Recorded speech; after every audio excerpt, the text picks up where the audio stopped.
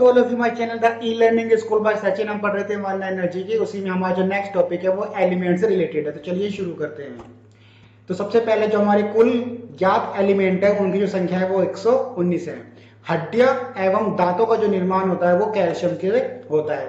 तो क्वेश्चन अक्सर पूछा जाता है कि हमारे हड्डियों और दांतों का निर्माण किससे होता है, तो वो कैल्शियम से होता है। सबसे क्रियाशील धातु जो तत्व है वो कौन सा होता है, वो सीजियम होता है।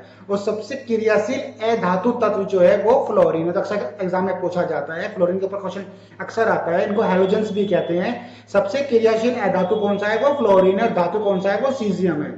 मिट्टी में रखा जाने वाला तत्व कौन सा है, वो सोडियम है। ये मिट्टी का तेल होगा, मिट्टी का तेल, यानी कि ये इसको हवा में नहीं रख सकते क्योंकि इसमें आग लगने की डर होती है, इसलिए इसको मिट्टी का तेल में रखा जाता है। तो कौन सा रखा जाता है, वो सोडियम को रखा जाता है।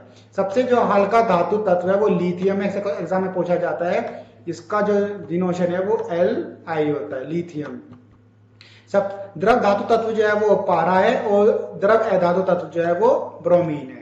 एग्जाम पूछा जाता है कि कमरे के टेम्परेचर पर जो लिक्विड होता है धातु वो कौन सा है, तो वो पारा है और अधातु ब्रोमीन है। विद्युत का अच्छा सुचालक वो है वो सिल्वर है, यानी कि चांदी। विद्युत का सुचालक अधातु कौन सा है, ग्रेफाइट, यानी कि जो कार्बन का अपरूप है। सबसे अधात वर्णीय जो तत्व है वो सोना है और प्राकृतिक जो तत्व है वो 88 है। कृत्रिम जो यानी कि जो मैन मेड जो एलिमेंट है उनकी संख्या 24 है।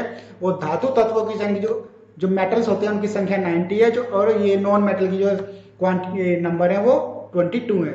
सर्वाधिक उपलब्ध जो तत्व है ब्रह्मांड में वो हमारा ऑक्सीजन है और सर्वाधिक उप धातु जो है वो एल्यूमिनियम है।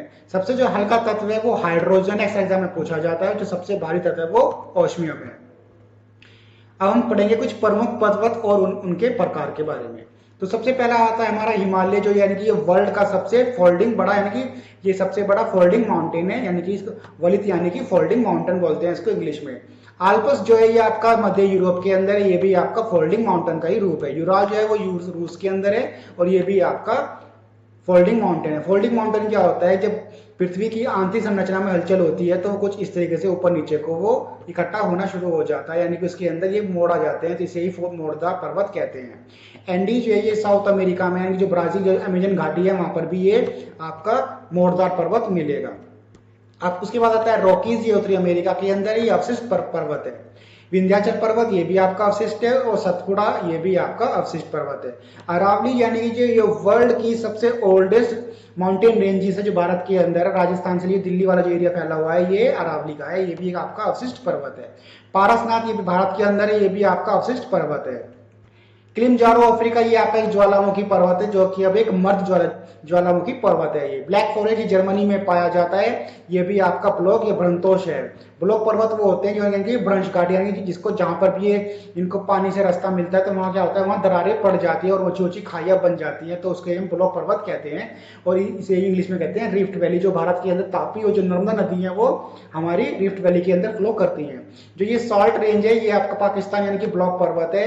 एक बॉर्डर जो शेयर होता है सॉल्ट रेंज के साथ पाकिस्तान के साथ, वो है हमारा गुजरात वाला जो बॉर्डर है वो सॉल्ट रेंज के साथ पाकिस्तान के साथ बॉर्डर शेयर होता है। नीलगिरी जो पर्वत है वो भी आपका ये ब्लैक माउंटेन है। शियरा नेवादा कैलिफोर्निया जो अमेरिका के अंदर, ये भी आपका एक ब्लॉक पर्वत है। ऐसे ही मोर वन लाइनर जीके देखने के लिए सब्सक्राइब करें the e learning school. Thanks.